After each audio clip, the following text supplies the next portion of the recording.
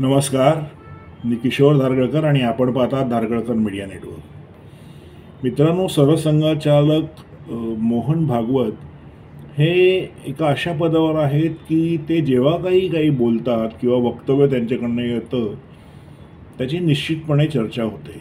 आणि आता त्यांचं जे अलीकडचं वक्तव्य त्यांनी केलेलं आहे त्याच्यात त्यांचं असं म्हणणं आहे की काही लोक हिंदुत्व आणि कट्टर हिंदुत्वाची कास धरतायत किंवा कट्टर हिंदुत्वाच्या दिशेने जाऊन हिंदूंचं नेतृत्व करू इच्छित आहेत, अशा तऱ्हेचं वक्तव्य त्यांनी केलं. आणि त्यांचं असं म्हणणं होतं की आपल्या देशामध्ये जो हिंदू धर्म आहे तो सर्वसमावेशक आहे आणि ज्याला आपण म्हणतो शांती आणि सलोखा हे राखणं हे हिंदूंचं कर्तव्य आहे, अशा आशयाचं एक त्यांनी विधान केलेलं आहे. यापूर्वीही त्यांनी असं विधान केलेलं की प्रत्येक मशिदीखाली तुम्ही आता शिवलिंग शोधू नका, अशा तऱ्हेचं एक वक्तव्य त्यांनी केलेलं. त्यावेळी गदारोळ उठलेलं आणि आताही उठलेलं आहे. आणि आत्ता तर सरसंघ चालक मोहन भागवत यांच्या वक्तव्याने काँग्रेस असेल, कम्युनिस्ट असेल, समाजवादी असतील, या सगळ्यांना अत्यानंद झालेला आहे की आमची भाषा कुठेतरी सरसंघ चालक बोलतायत आणि आम्ही हेच सांगतो आहोत की तुम्ही प्रत्येक मशिदीखाली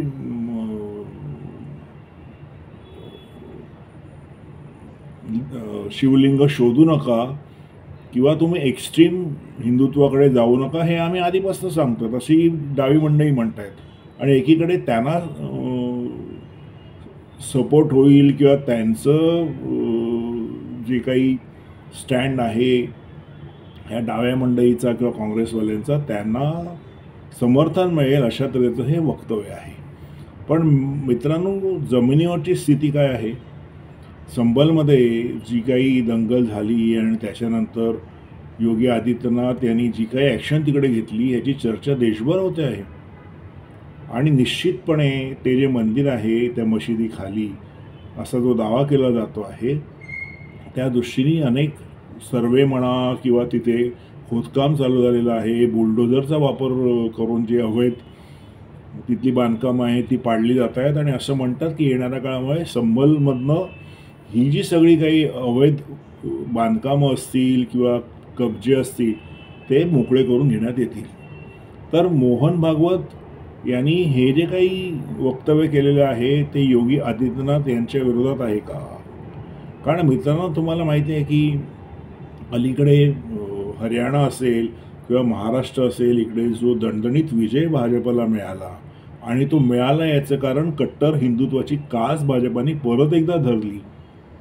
योगी आदित्यनाथ यांनी एक घोषणा दिली, बटोगे तो कटोगे, आणि पंतप्रधान मोदी यांनी त्याला समर्थन देऊन एक रहोगे तो सेफ रहोगे ही घोषणा दिली आणि त्याच्यामुळे हा विजय निश्चित मिळालेला आहे. अशावेळी मित्रांनो कुठेतरी हिंदू जागा होतो आहे. हिंदू समाज हा शतकानुशतक झोपलेल्या अवस्थेत आहे हे आपण सगळं मान्य करतो. आता कुठेतरी तो जागा होतो आहे. अशावेळी सरसंघचालक मोहन भागवत जे सगळ्यात मोठ्या हिंदू संघटनेचे प्रमुख आहेत त्यांनी ह्या सगळ्या जागणाऱ्या हिंदूंचा मुखभंग करावा अशा आशयाचं वक्तव्य आताच करण्याचं कारण काय? आणि त्याच्यावरून त्यांच्यावरती प्रचंड मोठ्या प्रमाणावरती टीका होते. आज परिस्थिती अशी आहे की नेता असेल हिंदूंना किंवा नसेल, पण हिंदू जो सामान्य हिंदू आहे त्यांनी हे ठरवलेलं आहे निश्चितपणे की आपल्याला आता पुढेच जायचं आहे आणि हिंदुत्वाचा जागर आहे तो आपल्याला पुढे न्यायचा, हे सामान्य माणसांनी ठरवलेलं आहे. त्याच्यामध्ये RSS त्यांच्यावर आली तर चांगलंच आहे आणि यावं. निश्चित RSS ही हिंदूंचीच एक मोठी संघटना आहे. पण निश्चितपणे मोहन भागवत यांचं वक्तव्य जे आहे ते कोणालाच पटलेलं नाही आहे, हे अनेक माध्यमातून दिसून येत आहे. अगदी मी तर म्हणेन जो सामान्य स्वयंसेवक आहे RSSचा त्यालाही भागवतांचं जे वक्तव्य आहे ते पटलेलं आहे असं दिसत नाही आहे. पण तो शिस्त आहे संघाची एक, त्याच्यामुळे काही बोलत नसेल. पण निश्चितपणे हे त्यांचं वक्तव्य हे कोणाच्याच पचनी पडलेलं नाही आहे. आता मित्रांनो, मी जेव्हा तुम्हाला म्हणतो की आज हिंदुत्वाची जी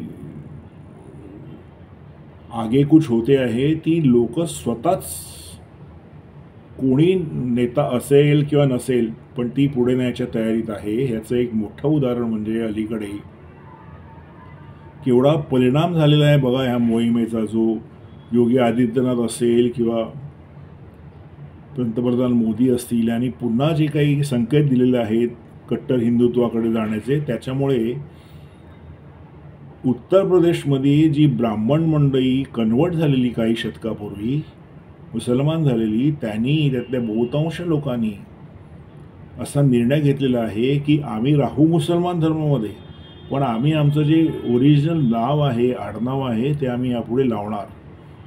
आणि त्यांनी दुबे असेल, तिवारी असेल, अशा तऱ्हेची जी त्यांच्या पूर्वजांची जी नावं होती ती पुन्हा नव्याने आपल्या मुसलमान नावापुढे लावायला सुरुवात केलेली आहे.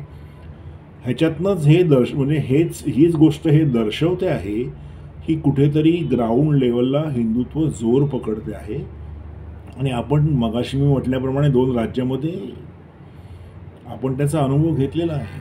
अशावेळी मोहन भागवत यांनी हे वक्तव्य करण्याचं कारण काय? खरं तर त्यांच्यावरती इतकी टीका झाल्यानंतर संघाकडनं, RSSकडनं, राष्ट्रीय स्वयंसेवक संघाकडनं अपेक्षित आहे की त्यांनी याच्यावरती आपला जो काही स्टँड असेल तो क्लिअर करावा, पण तो अजून तसा क्लिअर करण्यात आलेला नाही आणि कदाचित संघामध्ये अशी पद्धत नसेल.